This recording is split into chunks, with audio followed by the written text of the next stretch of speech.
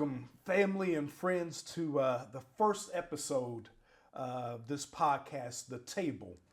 And with The Table, we explore how faith, how that connects us, how solutions are achieved through community, and true fulfillment in life is discovered through purposeful living. And to that end, I am really excited and honored to have the very first guest on this podcast. And I'll get to his name here in a minute, but I just want to give a few brief highlights, the resume of our excellent guest here. He was a standout guard for the Ohio State men's basketball team for the years 1981 through 85. And not only was he a standout player, but he also served as a two-time captain. And so just when you think about that just for a moment, that is not to be taken lightly, because that speaks to the leadership, the command, his presence that he has, and his leadership capabilities two times. And this is at big time school, the Ohio State Buckeyes. He's also serves currently as the color analyst for the Ohio State men's basketball radio network. And he'll be able to share with us how long he's been doing that. But he's been on that for, I want to say, a few decades of doing that. So his face and his voice will certainly sound familiar to you. He is learned. He earned a marketing degree from the Ohio State University. And so he took some really tough classes to get that degree, that designation. And he's put that to use through some businesses that he's been able to found. And that's some of the things that we'll touch on. But one of them being Three Leaf Production, and also Lars Properties LLC. Time out of your very busy schedule, and I don't take that lightly.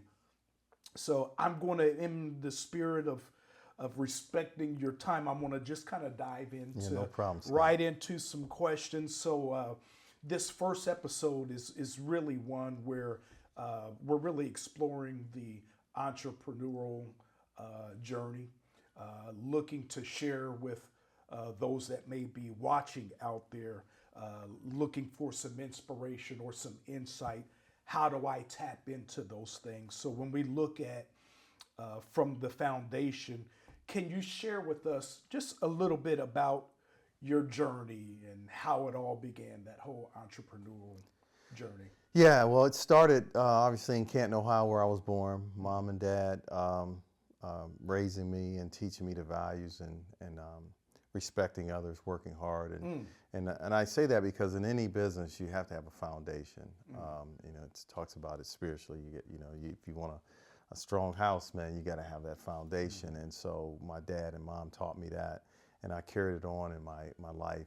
Graduated from Ohio State, as you talked about, in 1985, and the thing that I tell people who come to me and ask me about being a business owner, I say, well, first and foremost, you need to understand how to be a great employee if you're working for someone else, because you respect the person that owns the company, so that ultimately, once you become a business owner, hopefully you can hire the people that will respect you the way that you respected the person that you work for.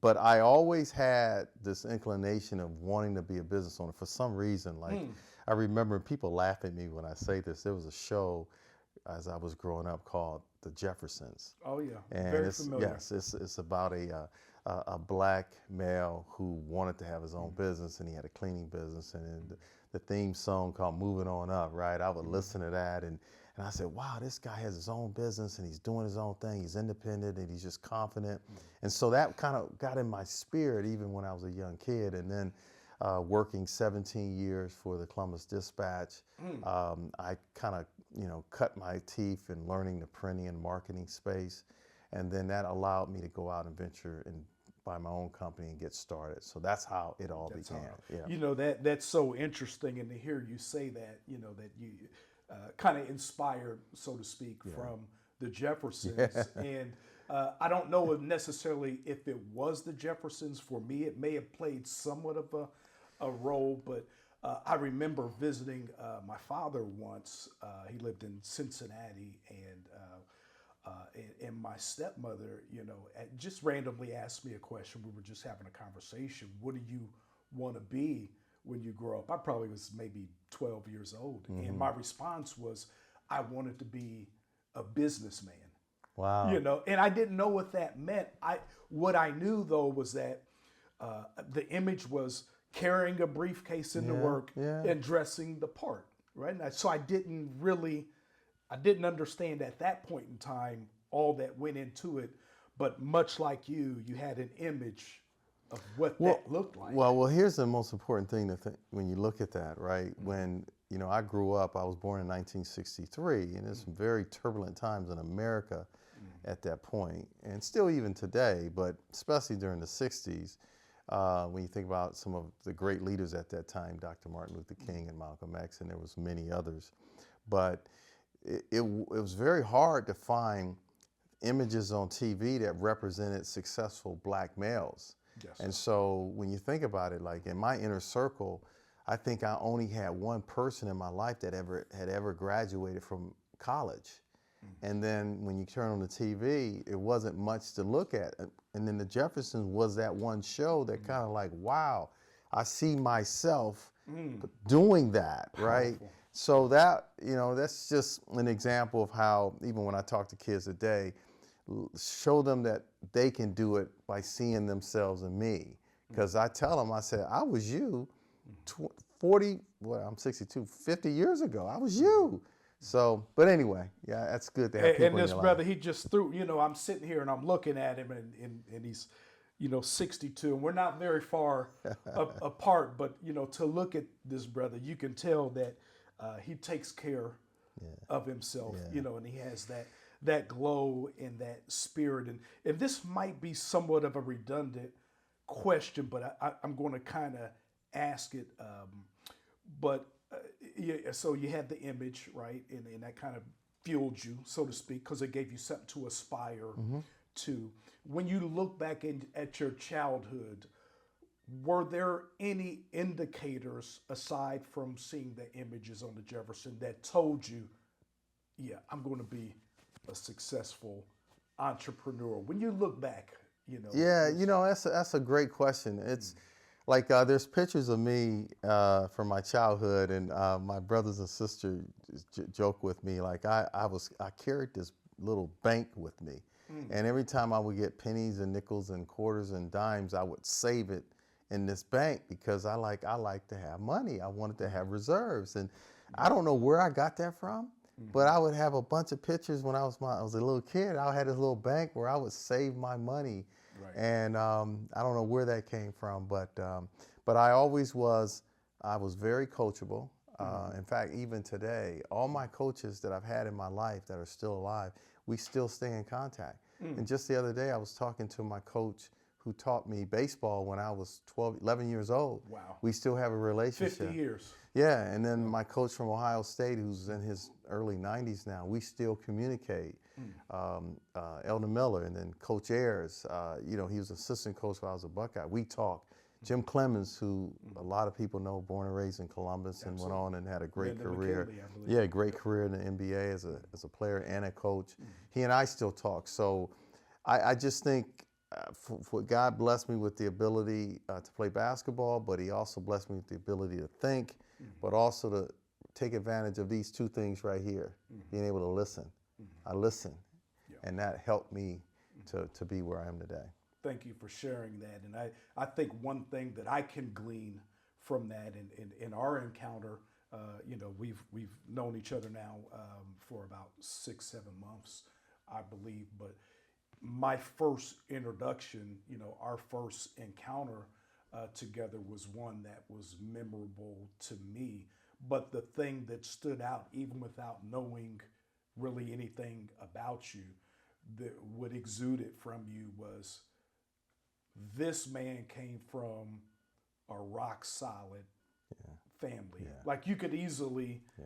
those are things that, you know, I mean, it's sometimes you don't always, you can't quantify it in any kind of way. It wasn't anything necessarily that you said, but maybe I think it was just your mannerisms, like I said, your energy level. And I don't know if you remember this, but when I first met you, I had my son in here. I was moving into the facility, right? And started asking him questions about basketball. Yep. And you immediately went into pouring into him from your experience and giving him, you know, some motivation and encouragement. And that meant something to him, but it also meant something to me. And it showed me and it told me the type of individual that this is. So I appreciate that for sure. So I want to kind of move into, I know you talked about, you started out cutting your teeth, right? Kind of learning from bottom floor up with the Columbus Dispatch. And was the first business you had, is that the Three Leaf Productions? Yes, yes. So when we think about, like, tell us how that came about, how you got the funds for it. I don't know. You might have been a trust fund baby. I don't know. Maybe you. No, not at all. But I'll share it with you. Yeah. So one of the things that when an opportunity comes, you got to be prepared for it, and you never know when it's going to come. So that's why I tell people, just try simplistic. Just try to be better today, better than you were yesterday, and be better tomorrow than you are today. Just do little things. Just get better. Just like when I was trying to become a good basketball player, the goal was to be better, a better basketball player. And the same thing with being a better person.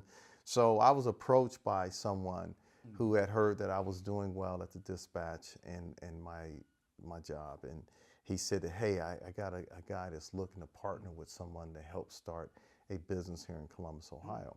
And he wanted to partner with a minority. And he just heard a lot of good things about what I had done in my years at the Dispatch. So I met with him, had lunch.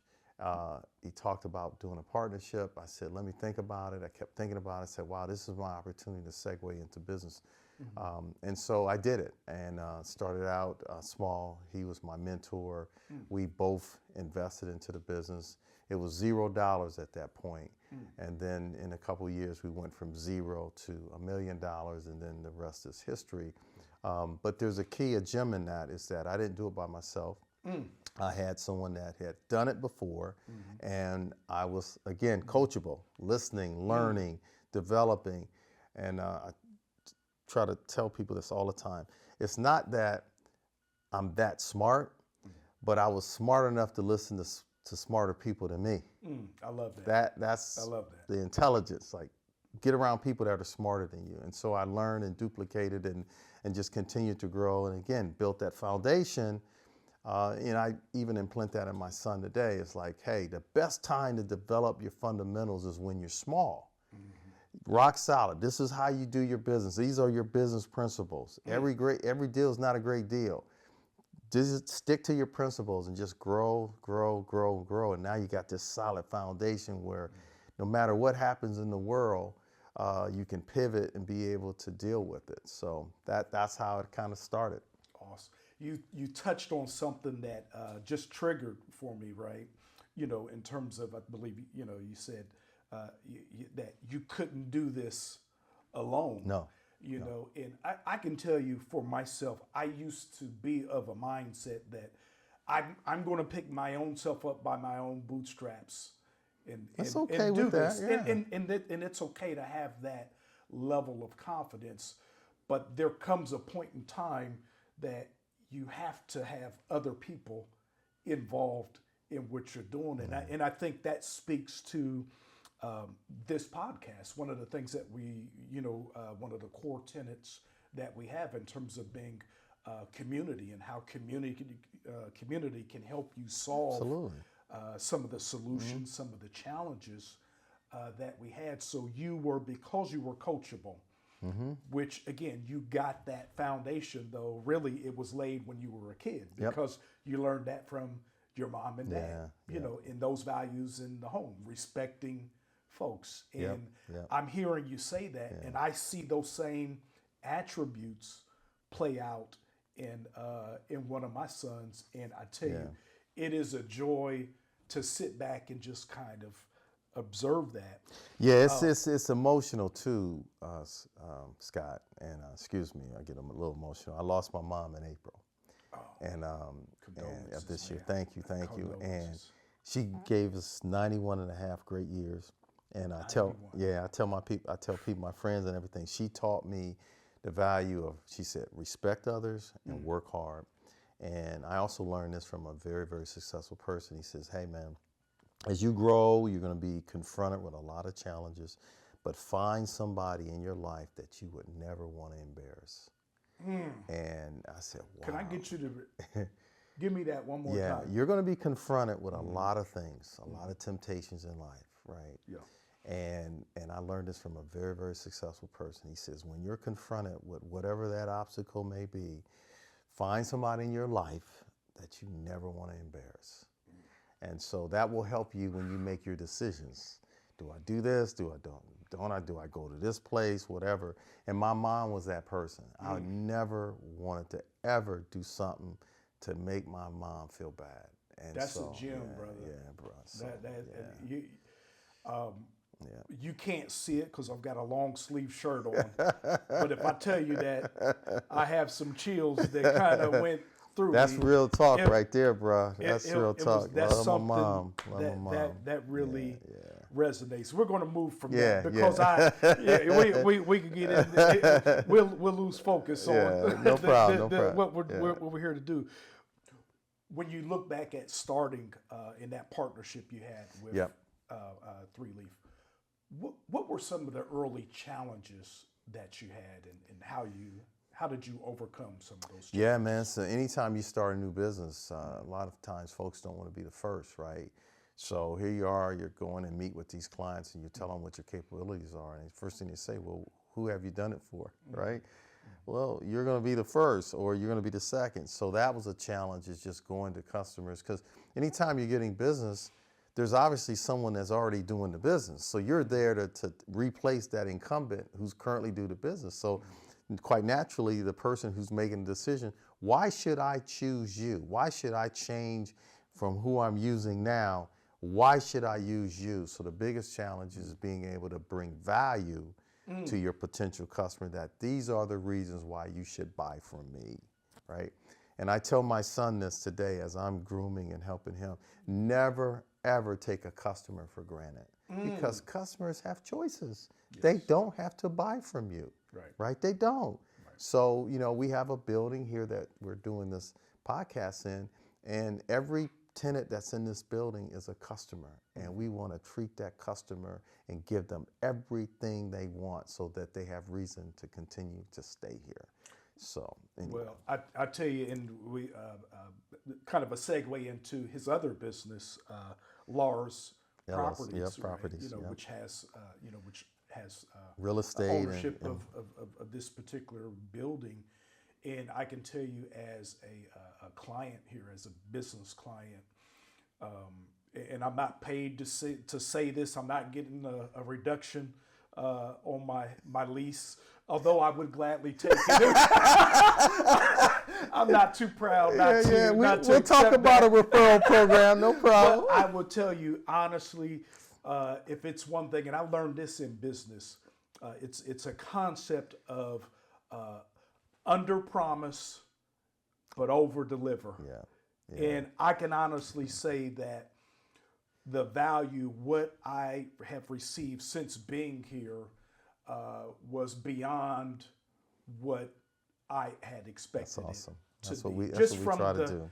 The professionalism, anything that I have need of, it's addressed, it's well maintained.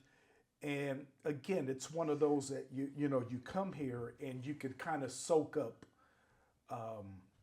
what is taking place. And That's what we so- want to build, that atmosphere in this building. But you know, three-leaf production, I mean, the challenges, again, our core services were printing and marketing and warehouse and fulfillment. So those are multiple ways that you can work with a client. Like we have a client right now that we produce labels and decals for them. And we print it, we warehouse it for them, and then we ship it to all their distribution facilities throughout the country. And so it's a value add because now they know that they have a reliable company that can be proactively helping them manage their needs for that particular item, labels and decals. They know that it's going to be produced properly, meeting all their specs, it's going to be readily available, and we can receive and process their orders on a timely basis. That's value. Sure. And so that allows our customer to not have to worry about labels and decals. That's just one part of their business. Their business is XYZ. So we are here to say you don't have to ever worry about your labels and decals. You concentrate on doing your main product. Because we're going to support. We got this. You don't have to worry about it. So that is something when they call us, they know we're going to be here and we're going to be responsive. That's our value. That I don't know if this is related to your business and what you do with three-leaf production, but has ChatGPT or AI, does any of that cross over into your space in terms of whether that provides maybe from a competition standpoint, or does it provide clients with other avenues, or is that something you're able to leverage yourself to even add even more value than what you're currently doing? I don't know. Yeah, if that no. makes sense. It's a great question. So naturally, through the evolution of business, and the one great thing about the United States is that you have to be better than your competition. So it's free enterprise here. So going back to my point, people have choices. So you have to get better. You have to be able to pivot. You think about how back in the day, typewriters were the thing. Right. Well, no one has typewriters anymore. You have laptops, right? You used to have to go and process film with Kodak film, and you remember, I'm dating myself a little bit, right? I'm with you. Yeah, so VCRs were big. I mean, so basically you had to evolve. Well, one of the things that we offered in our business offerings was printing. Well, people every day are trying to find ways to eliminate print because printing costs money. Sure. So, for example, we were doing a newsletter for a client. So they would print it out monthly and mail it to their employees. It was a great value add. They would, inform their employees of what was going on in the company. Well, guess what? With an email, right, or an internal internet or whatever, they can communicate with their employees without printing the piece and without mailing it. And guess what it did? It eliminated costs because they don't have to print it. They don't have to mail it, and they can get it out more effectively by hitting a button and sending it out electronically. So that in itself eliminated business for me because guess what? They're not printing that newsletter anymore. Right. So I had to be able to pivot and move. Now, as it relates to the AI piece, again, we have customers who have products and services. One of the services that I offer is I help my clients reach their customers. So I need to bring technology to help them, and AI is part of that. There's certain things that we bring to our customers to help them reach their customers more effectively. Awesome. With so much that's on your plate and running businesses, growing businesses, what daily habits or routines help kind of keep you focused and energized? Again, you at 62, you still look in phenomenal shape. You still look like you could D somebody up pretty tight. I could. But what kind of keeps you focused and kind of energized to get through the great the question. day? Great question. It goes back to that foundation, right? I have a certain level of discipline, and that discipline is in everything that I do. Take care of my my mind, my spirit, and my body. And each one of those things needs something to fuel it, right? Yes, they do. So I make sure that I'm doing the right thing. There's a book that I read, As a Man Thinketh by James Allen. And it just talks about in that book how what you focus your mind on all the time. That's who you are. So I make sure that I'm very, very mindful of what goes into my mind, right? And also what I take in from a food standpoint, what I put in my body. I got to take care of this body here, right? And so those elements, those three things right there, mind, spirit, and body, I make sure I take care of those three things, and I have a certain level of discipline. Not perfect, no one is, but I concentrate on those things. So you're mindful of yeah. it. So when people ask me, well, Ron, you're 6'2", how you stay in shape? I said, guys, 3 days a week, this is what I do, right? And so these are the results, right? I pour and I read, I listen, I love talking to people who are successful and learn their habits. So that's it. I'm disciplined, I have a schedule, I'm very, very strict with it. I have certain things that I do from a spiritual standpoint. Family is so important to me. You know, I was joking and talking to one of my teammates here before I came on with you, and they're playing golf somewhere in Canton, and they wanted me to go. And I would have loved to have been there, but I said, my oldest granddaughter's turning 10 today. That's more important than me on an 18-hole golf course. I'm going to be there with my grandchild and her mom and dad. So that's more important to me. Not that what they're doing isn't important. Absolutely. But it's important to me to be around family. Isn't it funny? I don't know if you experience this, but how I don't know if it's so much that your values change, but just how you look at things and the importance. Well, every day you should, going back to what I said, every day you should strive to be better, right? I don't think you're finished on the surface. I mean, you're never going to stop learning. Right. Again, hopefully I get this right. And I told him once I heard it from me, I was going to steal it from him, Clark Kellogg. And I want to get this right. Live like you'll die tomorrow. Learn like you'll live forever. That's good stuff. And I said, Clark Kellogg, I said, that's mine. I'm going to use that. I'm going to use it. But I said, wow, how profound that was. Live like you'll die tomorrow and learn like you'll live forever. Man, I said, resonated with me. And so those are the things that, again, that I've incorporated So in my life. and those that are watching, I promise I didn't tell Ron any questions that I had. This is straight off kind of the cuff, but he had spoke to, some books that, that you read, right? And I brought these here, Doing Business by the Good Book by David Stewart. I'm not sure if you're familiar with I have not read that one. He is a phenomenal billionaire, started worldwide technology, and also Purpose Driven Life. I have not read that one. By Rick Warren. Yeah. Now, I will tell you, my wife probably have read them. She will read 50 to 60 books a year. Yeah. And so, again, I did pretty good. I married a good one. Yes, you did. She is oh my goodness. I can go to her. She's like an encyclopedia. I can go to her and ask her anything. Say, all right, Ronnie, this is what you need to do. So she's my rock. We didn't get into this a lot, but I'm trying to go off from 39 years. Yeah, 39. We celebrated our 39th year of marriage. So how did that courting process go? Yeah, I met her when I was 5. And so I've known this woman for 57 years of my life. And so I wasn't dating when we were 5. We were in kindergarten. Right, yeah. But we picked on each other, and then we were in school for 4 or 5 years together, and then we met back up in high school. And then when I saw her, I said, wow, this young lady's beautiful, right?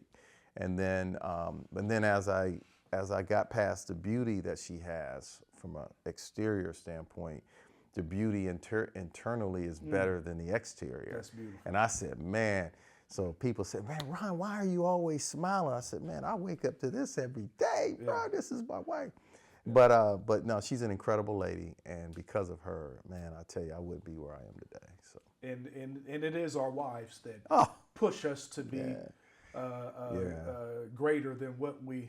Yeah, I know. You said you just celebrated 21 years. So we're fortunate that we have a helpmate that, the Bible talks about having that helpmate. If you have one, and I feel bad for the guys who don't have one because when you have one, there's nothing that you can't accomplish together, man. It's just so cool to have a great wife, great spouse. I want to just bring in,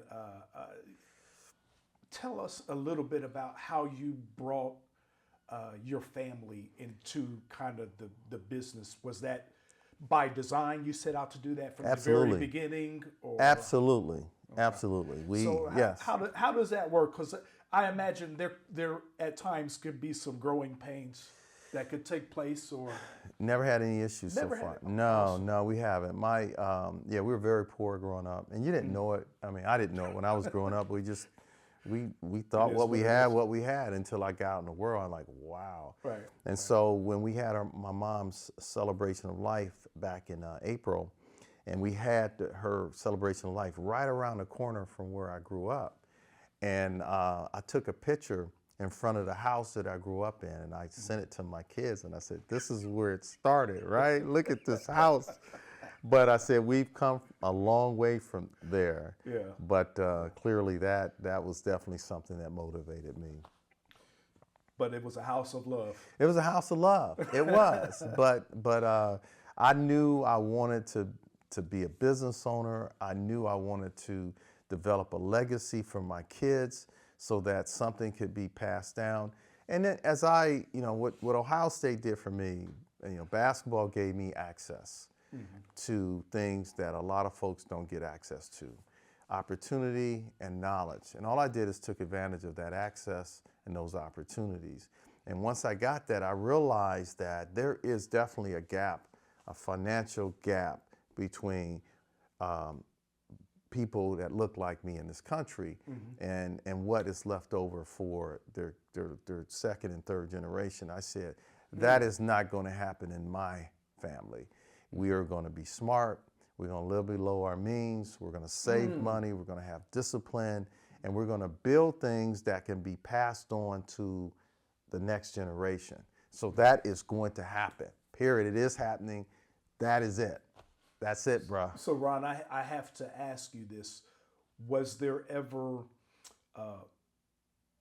pushback in that, or were there ever challenges in that where, hey, because you hit a trigger word for me, right? Living beneath your means, and our beginnings were somewhat similar. Not really having a lot, having everything that was needed, right? Yeah. But not love and food on the table, clothes on your back, shelter, right? Yeah.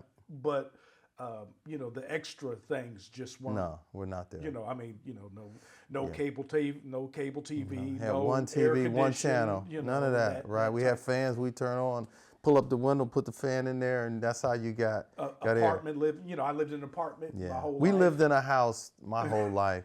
But don't forget your thought. But I remember as I grew up and I would be around colleagues and they would say spring break, and we would go to the lake and we would go to Florida.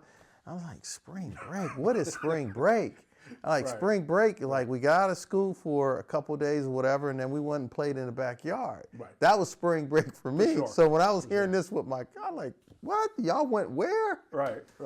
Two different worlds. Two different worlds. Yeah. Well, so I had just talked about, and I don't know if pushback is necessarily the right word, but were there times, you're committed to this plan, hey, we're going to save, we're going to do this because I'm going to pass some things down from a legacy perspective to my family, that's going to help put them in a better position to be successful later on, right?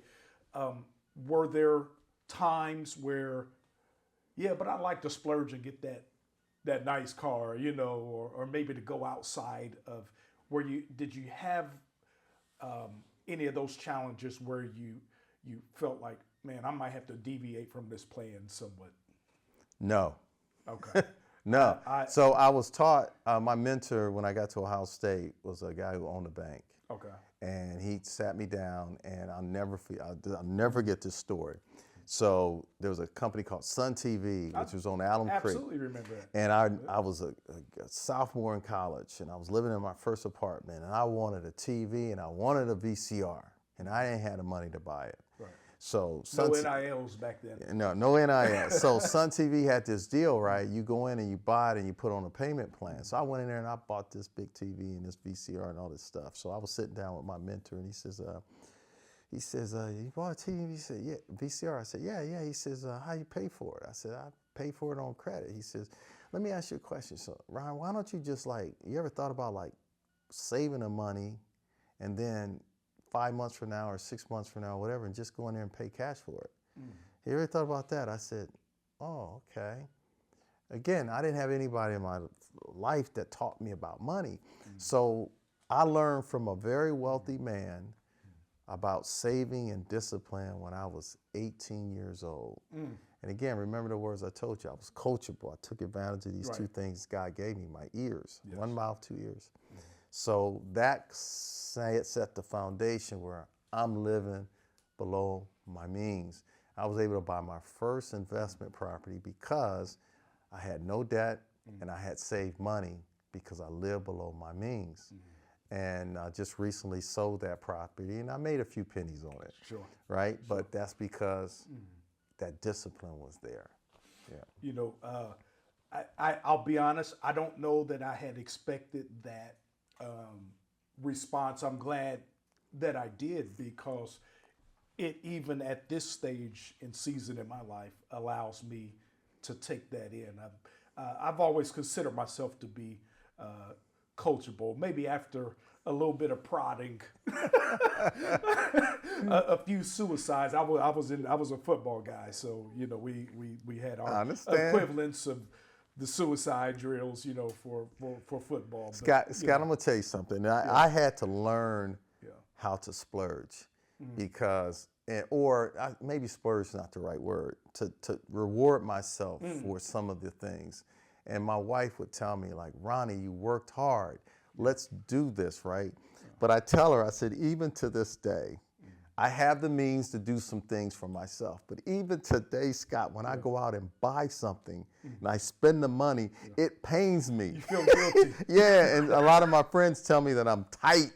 I don't want to, when I bring out my wallet, it's there's moths come out of there. They hadn't been open in a while. I'm getting better at it, where I'm kind of rewarding myself or my wife and I. But anyway, I still have it ingrained in me to just continue to live below my means. Now I now have kind of an evolved image of you now. I'm going to call you Alligator Arm Ron. Because you won't reach in his pocket. For myself, I'll take my friends out to dinner. I'll pay the bill on that. But when it comes to me, I'm typically the last person that I buy stuff on. That's just how I am. So. All right. I hope that the audience was able to glean, to gain from watching this particular episode. One, I don't know, we didn't talk about it specifically, but I think some of the points came out. But the first point is to dream big. Is something that I like that. I wanted to get across. And don't sell God short. Oh, man. I didn't say don't sell yourself short, because you have to rely on, it's God that gives us the vision, right? Yep. And sometimes we can be small-minded in our thinking. Like even when I started my business, when I transitioned from corporate America, I just wanted to make the same amount of money I was making because I was tired of that. And it was as if God kind of laughed at me. Like, you think this is all I can do is God just does replace laugh at this? us, Like, right? you know, and little did I know at the time that, no, God can supersize whatever, you know, and so we're experiencing that now. So dream big is one point. The second one is, and this, I know this was brought out, connecting with others and how we are really, we are tied in to one another, right? Things don't happen just by coincidence or happen chance, but I believe that there's a divine order for that. Amen. And then the last one, the last point in terms of entrepreneurship, differentiate your brand. We talked about that. Yeah. Bringing Do value. something different, adding value, doing something that's just different Right. than the next person. Because it's, they say it's a flat world, right? Yeah. And that, I mean, It's become you're smaller every competing day, with man. people in China, in Amen. Europe, Amen. you name it. And so you have to differentiate your brand, but you do that by standing on some core values that you just don't break, that you don't change. Discipline. And so I leave you with that, Awesome, man. Brian. Enjoyed it, my man. Appreciate All you, right. brother. I know someday